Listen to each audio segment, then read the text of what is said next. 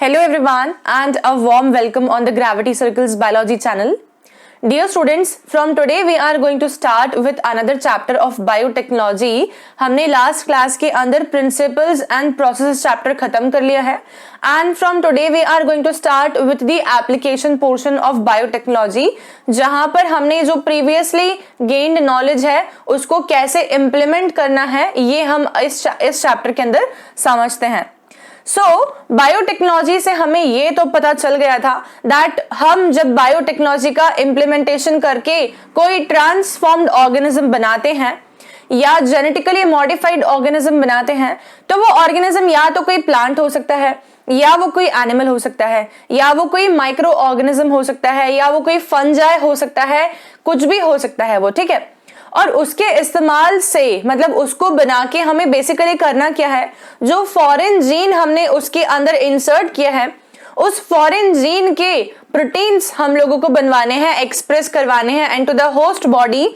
और इसका basic use किस फील्ड में है तो हम लोग बोलेंगे फील्ड्स कैन बी मल्टीपर्पज, जैसे कि एग्रीकल्चरल फील्ड में भी यूज हो सकता है, इसका यूज हमारी मेडिसिनल इंडस्ट्री में भी हो सकता है to obtain some kind of pharmaceutical products, ठीक है, या बहुत सारे और फील्ड में लाइक हम बोलेंगे टेक्सटाइल इंडस्ट्रीज में भी हो सकता है, जैसे कि हमने बीटी कॉटन बनवाया, ठीक है.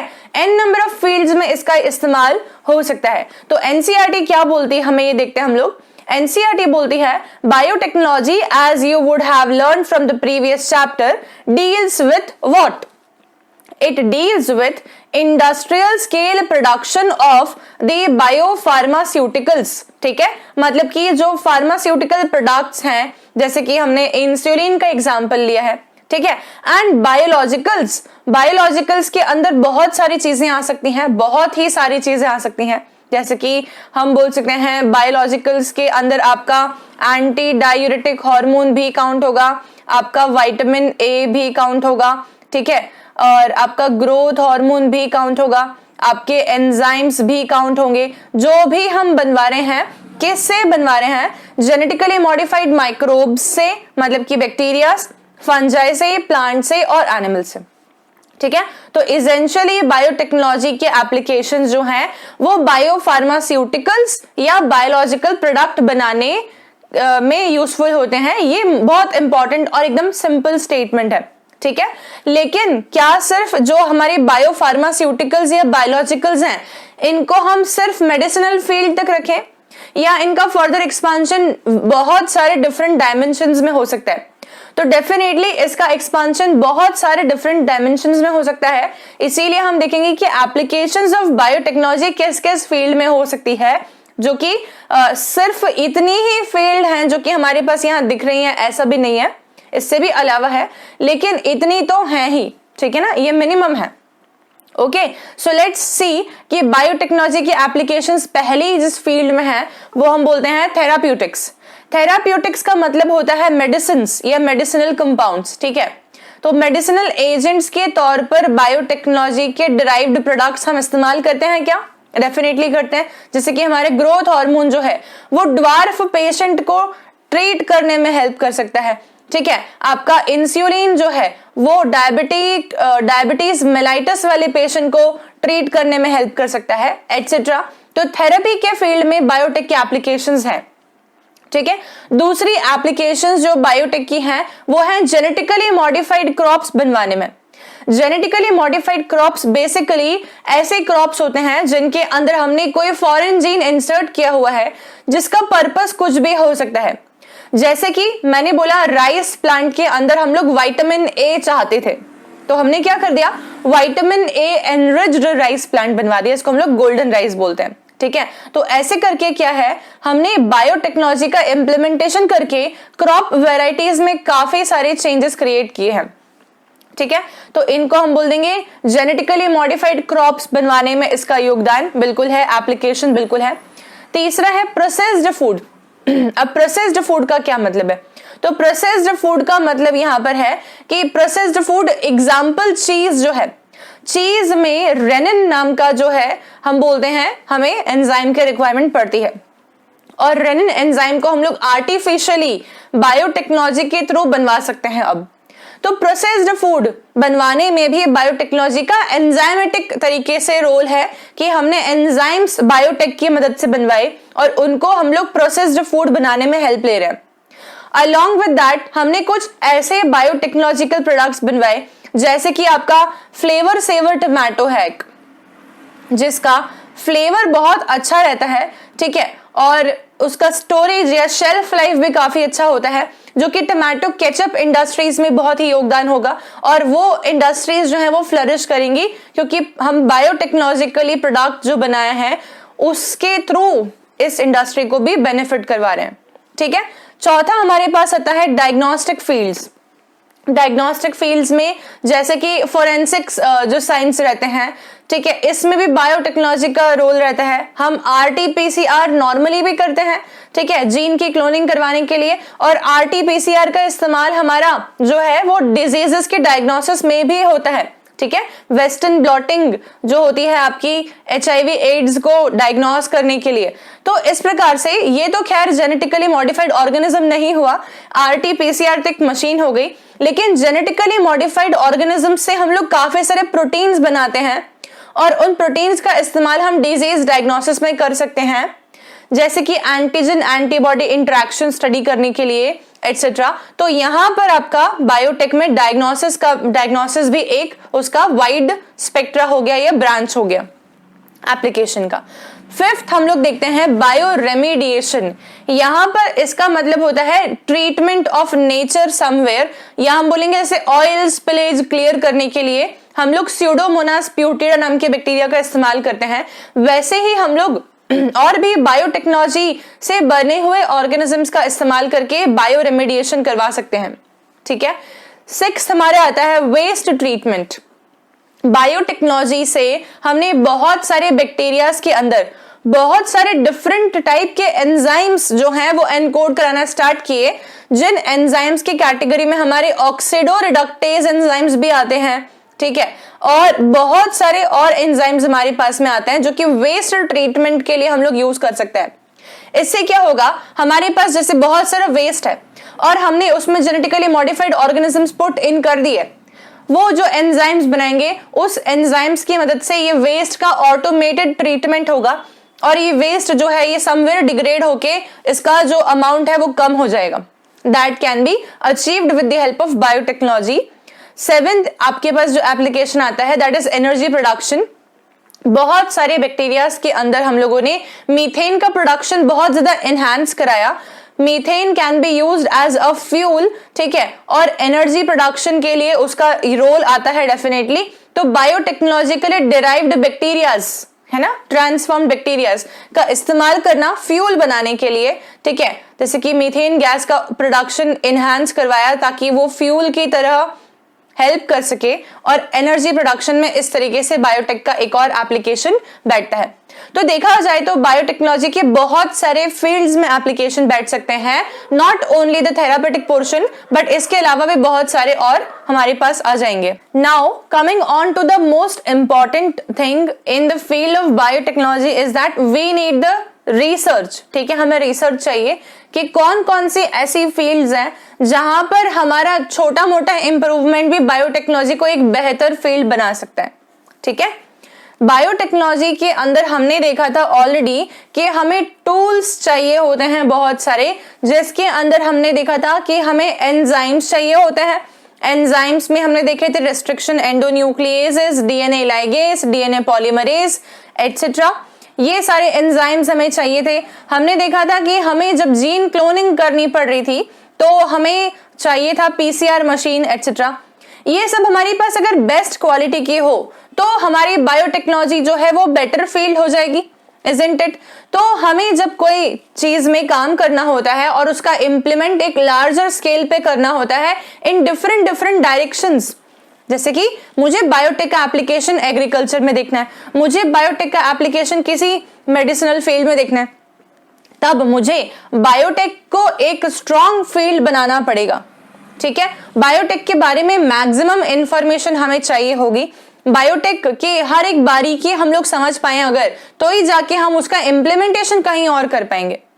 ठीक है, जैसे कि कोई इंसान है अगर और उसको अपने इन्वेस्टमेंट्स करके और अपनी इनकम जो उसको उसके पास सेव्ड अमाउंट है उसको बढ़ाना है, तब वो क्या करेगा, वो म्यूचुअल फंड में इन्वेस्ट कर सकता है, ठीक है, या वो हो सकता है कि स्टॉक मार्केट में इन्वेस्ट कर दे और कैसे भी करके वो उसको इंक्रीज करने की कोशिश करे, ठीक है, this is a possibility. But मुझे एक बात बताओ, अगर किसी पर्सन को मार्केट के अंदर एनालिसिस ही नहीं पता है कि गोल्ड के अंदर इन्वेस्टमेंट बेटर है या मेडिसिनल इंडस्ट्रीज में इन्वेस्टमेंट बेटर है या कौन से कंपनी का म्यूचुअल फंड परचेज करना है, ठीक है, तो उसका प्रॉफिट होने के चांसेस कैसे हो गए, कम हो गए, हो सकता है उसको लॉस हो जाए, इनफैक्ट उल्टा, इजंट इट।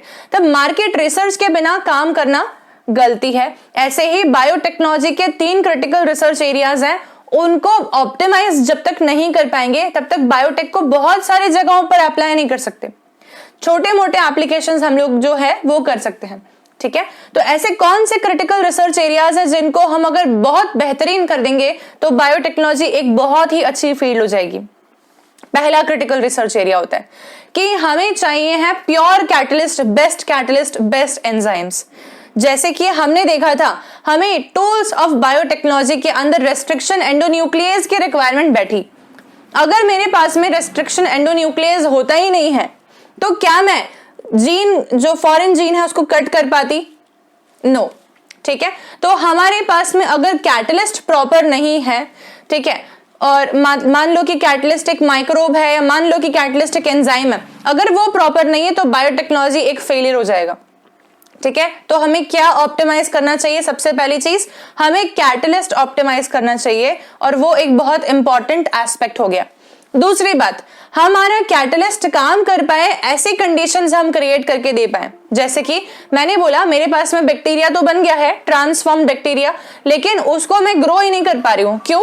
कि मेरे पास में कल्चर मीडियम ढंग का नहीं है, ठीक है। तो ये क्या हो गया? ये आपका सेकंड पॉइंट के ऊपर एक और फिर से हिंड्रेंस क्रिएट हो गया। हमारे पास में अगर बेस्ट क्वालिटी का कल्चर मीडियम हो, हमारे पास में सारे के सारे न्यूट्रिएंट रिक्वायरमेंट्स होस्ट ऑर्गेनिज्म को जो हमें लार्ज स्केल प्रोड्यूस करवाना है वो बराबर हो, तो क्यों नहीं हमारा प्रोडक्ट अच्छे से ऑब्टेन होगा? डेफिनेटली होगा। तो हमें ऑप्टिमल कंडीशंस भी क्रिएट करवानी है जहां पर हमारा होस्ट जो है बेस्ट तरीके से काम कर पाए या हमारा कैटलिस्ट जो है वो बेस्ट तरीके से काम कर पाए। तीसरा, हमें प्रोडक्ट ऑब्टेन करना जितना आसान है ना, उससे ज्यादा डिफिकल्ट होता है प्रोडक्ट को एक्सट्रैक्ट करना, प्रोडक्ट को प्यूरिफाई करना और प्रोडक्ट को एक मतलब हम बोलेंगे फॉर्मुलेशन में कन्वर्ट करना। जैसे कि इंसुलिन एक प्रोटीन है, वो तो बन गया, लेकिन उसको वायल के अंदर अपन ने देखा लिक्विड के अंदर पैक होता है, वो डिसॉल्व होता है, राइट। तो वो फॉर्मुलेशन क्रिएट करना, ये सारी चीजें जो है ये आती हैं आपके डाउन स्ट्रीमिंग प्रोसेसिंग में। और डाउन स्ट्रीमिंग प्रोसेस अगर आपकी ऑप्टिमाइज हो जाती है तो बायोटेक जो है वो one of the best field हो जाएगी। और अगर biotech one of the best field हो जाती है तो उसके एप्लीकेशन जो हैं वो हम बेहतर तरीके से कर पाएंगे। ये हमारी बात समझ में आ गई है। This is called as the critical research areas in the field of biotechnology, ठीक है। So what we have done up to now is कि बायोटेक के एप्लीकेशंस में हम लोगों को क्या क्या ऑर्गेनिजम्स का इस्तेमाल करना होता है, हमारे एप्लीकेशन के फील्ड क्या क्या है और क्रिटिकल रिसर्च एरियाज बायोटेक के फील्ड में क्या क्या है। अब हम आते हैं यहां पर कि बायोटेक के जस्ट हम एक एप्लीकेशन को डिटेल में देख रहे हैं। पहले वो है बायोटेक का application in the field of food production we can say, और एग्रीकल्चरल फील्ड, ठीक है। तो एग्रीकल्चरल फील्ड के अंदर बायोटेक का इंप्लीमेंटेशन कहां से आया, क्यों आया, इसका क्या रीजन है आने का, ये सारे पॉइंट्स पे चर्चा पहले हम लोग करेंगे, ठीक है। तो हमें यहां देखना है अभी कि बायोटेक्नोलॉजी आने के पहले या जेनेटिकली इंजीनियर्ड क्रॉप्स आने के पहले क्रॉप्स जो थी उसके यील्ड बढ़ाने के लिए क्या क्या किया जा सकता था, ठीक है। तो हम यहां पर बात करेंगे अभी ग्रीन रेवोल्यूशन की, ठीक है।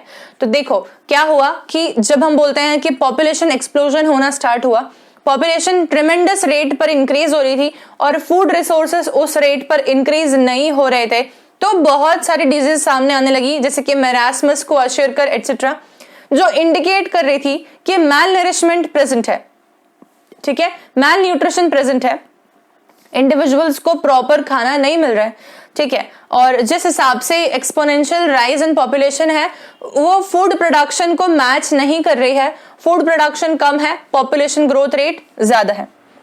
इसके कारण से हमने सोचा कि हमारे पास में जो मैक्सिमम लोग खा सकें ऐसी क्रॉप्स कौन सी हैं, तो इंडिया की अगर हम लोग बात करें तो व्हीट है और राइस है।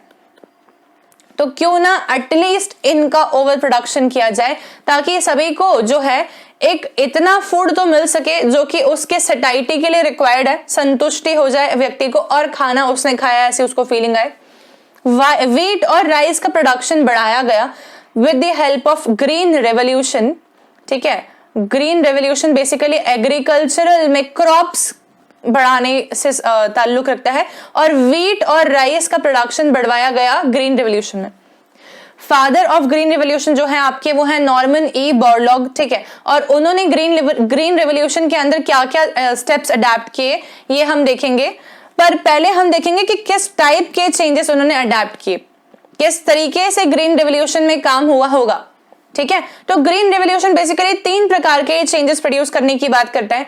एक होता है बायोकेमिकल चेंज से क्रॉप प्रोडक्शन बढ़ाओ, एक होता है मैकेनिकल चेंज से क्रॉप प्रोडक्शन बढ़ाओ, और एक होता है सोशल चेंज से क्रॉप प्रोडक्शन बढ़ाओ। तीनों से मिला के हमें करना क्या है, finally we want to increase the we can say production of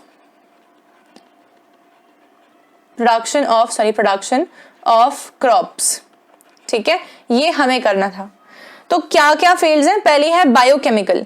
biochemical field से क्या मतलब है यहाँ पर कि ऐसी ही सीड्स उगाओ जो कि हाई यील्डिंग हो, मतलब कि एक सीड से अगर एक प्लांट पे मान लो कि 1000 सीड्स उगती हैं, ये ए केस है, और बी केस है एक सीड से एक प्लांट पे 10,000 सीड्स उगती हैं, तो हम कौन सा चूज करें?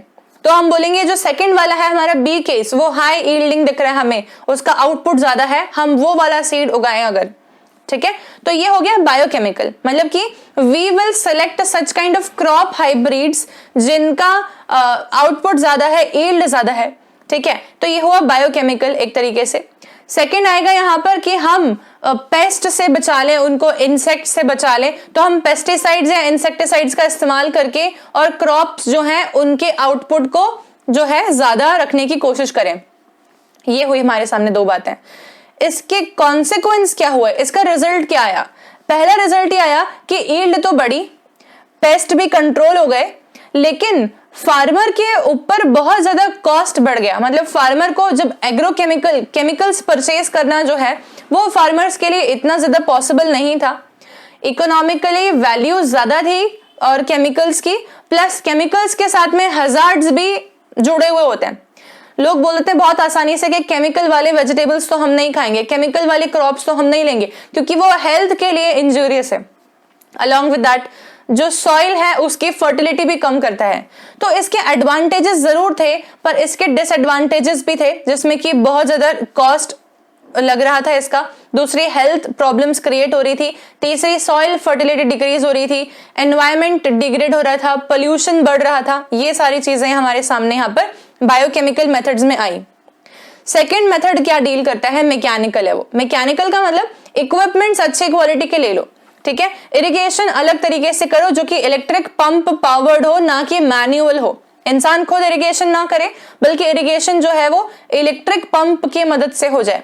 ठीक है, ट्रांसपोर्ट इंप्रूवमेंट हो जाए, मैकेनाइजेशन हो जाए चीजें का, ट्रैक्टर आ जाए, ना कि हल जोत के काम करना पड़े। ऐसे करके मैकेनिकल तरीके से बहुत सारा इंप्रूवमेंट लेके आने की कोशिश करी गई जिससे कि फायदा ही हुआ। लेकिन अगेन ये प्रॉब्लम यहाँ पर थी कि वाटर सप्लाई तो कंट्रोल हो गया, लेस लेबर लगा क्योंकि मैकेनाइज हो गया है चीजें।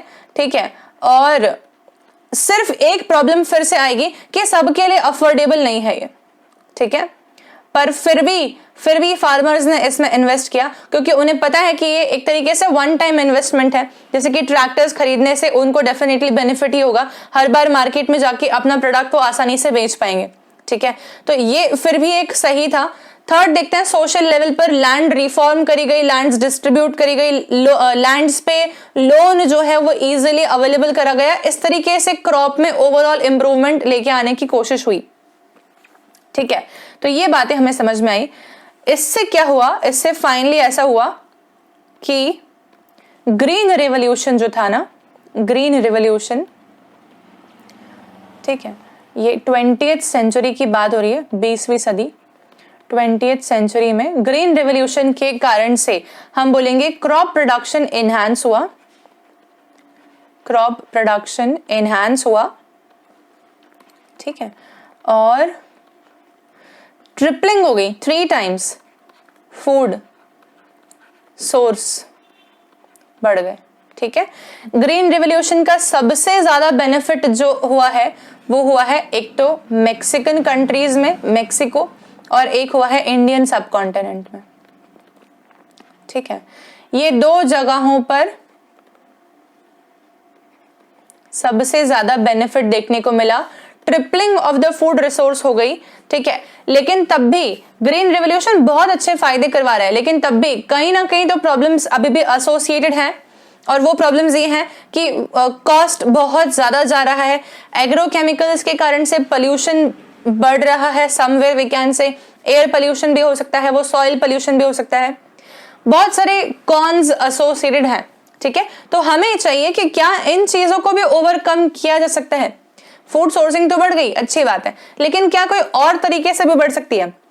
तो क्वेश्चंस क्या आए सामने, क्वेश्चंस आया, पहला सामने आया, ध्यान से पढ़ना, is there any alternative path, क्या ऐसा कोई दूसरा रास्ता है that our understanding of genetics can show, हमारे जीन्स की जेनेटिक्स, मतलब हम जो जेनेटिक्स का नॉलेज रखते हैं, we are the knowledge holders, तो जेनेटिक्स का नॉलेज जो है उसको ध्यान में रखते हुए क्या एक दूसरा रास्ता निकाला जा सकता है जहां पर फार्मर जो है उनकी यील्ड बढ़ जाए फील्ड में?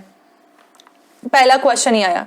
दूसरा क्वेश्चन आया हमारे सामने और वो ये है, is there any way to minimise the use of fertilisers? हमने देखा बहुत सारे हजार्डस केमिकल्स का इस्तेमाल हो रहा है, फर्टिलाइजर्स का हो रहा है, और इनके बहुत सारे हार्मफुल इफेक्ट आ रहे हैं एनवायरमेंट पे, क्या इनको रिड्यूस करने का कोई और तरीका है, कोई माध्यम है? तो the answer was yes, that the genetic modification of the crops or making genetically modified crops can be a solution to the above mentioned 2 problems. ठीक है, पहली प्रॉब्लम क्या थी? प्रॉब्लम ये थी कि क्या हमारे पास में जो जेनेटिक्स का नॉलेज है उसका इम्प्लीमेंटेशन करके हम फार्मर्स के फील्ड में यील्ड इंप्रूव कर सकते हैं। दूसरा आया हमारे पास में कि क्या एनवायरनमेंट के ऊपर जो हो रहे हैं हार्मफुल इफेक्ट्स इन केमिकल्स के इस्तेमाल से, उनसे किस तरीके से बचा जा सकता है क्या? तो दोनों के ही आंसर्स में जो आंसर आया है वो है जेनेटिकली मॉडिफाइड ऑर्गेनिजम्स, मतलब कि क्रॉप्स का जेनेटिक मॉडिफिकेशन कर देना, ठीक है, कि वो अपने आप ही बेटर यील्ड दे, कि वो अपने आप ही सॉइल की फर्टिलिटी इंप्रूव्ड रहे, कि ऑटोमेटिकली नेचर में कोई एनवायरमेंटल चेंजेस ना आए, कि अपने आप ही पौधे अपने को बचा सकें बारिश से, अपने आप ही पौधे सड़े नहीं, अपने आप ही इंसेक्ट से बच जाएं। ऐसे कब हो सकता है? जब हम प्लांट्स के ही जीन में मॉडिफिकेशन कर दें। तो जेनेटिकली मॉडिफाइड क्रॉप्स बनवाना, ये ही एक सॉल्यूशन हमें नजर आया इन दोनों अबव मेंशन प्रॉब्लम्स का, ठीक है। तो जेनेटिक मॉडिफाई अगर हम कर दें प्लांट्स को या क्रॉप्स को तो क्या एडवांटेज नजर आए, ठीक है। ग्रीन रेवोल्यूशन से भी बेटर की बात कर रहे हैं हम लोग, तो देखो क्या क्या हमें फायदे नजर आए, ठीक है। फायदा नंबर 1 ये है कि प्लांट्स जो है वो हमेशा ससेप्टेबल होते हैं एनवायरमेंटल चेंजेस के। जैसे बोलते हैं ठंड में बारिश आ गई तो काफी सारी खेती का नुकसान हो जाता है, ठीक है। काफी सारे क्रॉप्स जो हैं वो ड्रॉट रेजिस्टेंट नहीं होते, सूखा पड़ गया क्रॉप खराब, ज्यादा बारिश आ गई क्रॉप खराब, ठीक है। मान लो कि एनवायरमेंट में नमक ज्यादा है, ठीक है, तो क्रॉप खराब। मान लो कि गर्मी बहुत पड़ गई तो क्रॉप खराब, मतलब क्रॉप खराब होने के चांसेस बहुत सारे हो सकते हैं एबायोटिक स्ट्रेस से। हमारे ऐसे प्लांट्स बन गए जेनेटिक मॉडिफिकेशन से जो कि एबायोटिक स्ट्रेस के लिए रेजिस्टेंट है, मतलब कि एबायोटिक स्ट्रेस को झेल जाते हैं आसानी से और क्रॉप्स का यील्ड बढ़िया रहता है। एक तो ये एडवांटेज आया। दूसरा एडवांटेज आया कि हमने ऐसे प्लांट्स बनवा दिए जो कि पेस्ट रेजिस्टेंट है, इंसेक्ट रेजिस्टेंट है। इंसेक्ट उनको देख के ही भागते हैं, उनके पास आना ही नहीं चाहते। ऐसे प्लांट्स से हमारी केमिकल पेस्टिसाइड के ऊपर जो रिलायंस थी, जो डीडीटी का छिड़काव करते थे बहुत तगड़े तरीके से, वो सब चीजें बंद हो गई, ठीक है। और समवेयर हमारे जो प्लांट्स हैं वो बन गए हैं pest resistant and insect resistant, which is a very big advantage, ठीक है। तीसरा, फसल की कटाई होने के बाद में जो हमारा मेन प्रोडक्ट है वो खराब नहीं हो। ऐसे कब पॉसिबल है? ऐसा सिर्फ तब पॉसिबल है जब बोलेंगे लंबे समय तक हमारे जो प्रोडक्ट्स हैं वो सेव्ड रहे।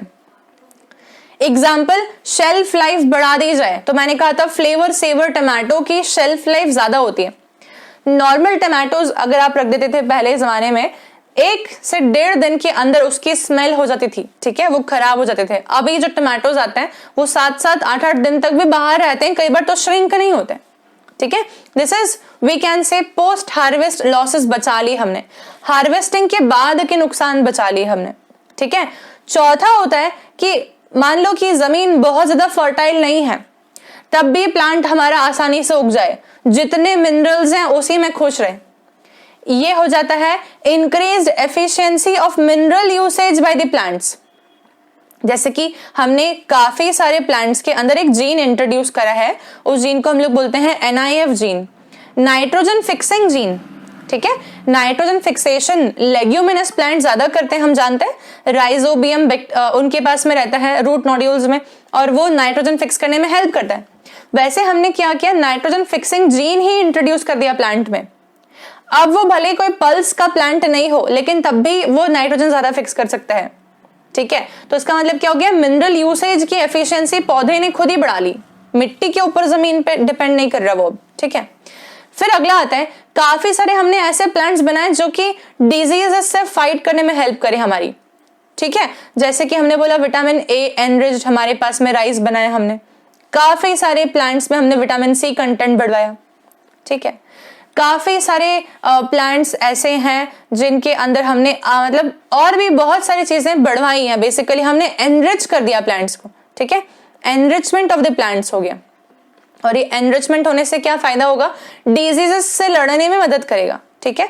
तो in this particular manner we can say कि genetic modification of crops has actually helped us in the field of agriculture a lot, ठीक है, more than expected, more than the green revolution was benefiting us. Okay, so this is the advantage profile of the genetically modified crops. और ये बहुत easy है, क्या क्या समझ में आया इसमें कि हमारे एबायोटिक स्ट्रेस से प्लांट्स बच जाएंगे। दूसरा, पेस्टिसाइड्स के ऊपर हमारी रिलायंस कम हो गई। तीसरा, पोस्ट हार्वेस्ट लॉसेस से हमारे प्लांट्स बच गए। चौथा, प्लांट्स हमारे कम फर्टाइल जमीन में भी आसानी से उग पा रहे हैं। पांचवा, हमारे प्लांट्स जो हैं उनके पास में फर्दर एनरिचमेंट है, ठीक है।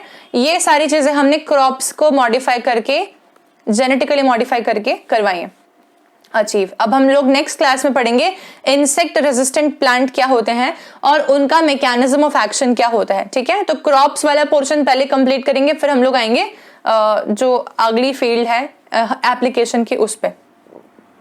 दिस इज ऑल, ठीक है। आज का लेक्चर में बस इतना ही।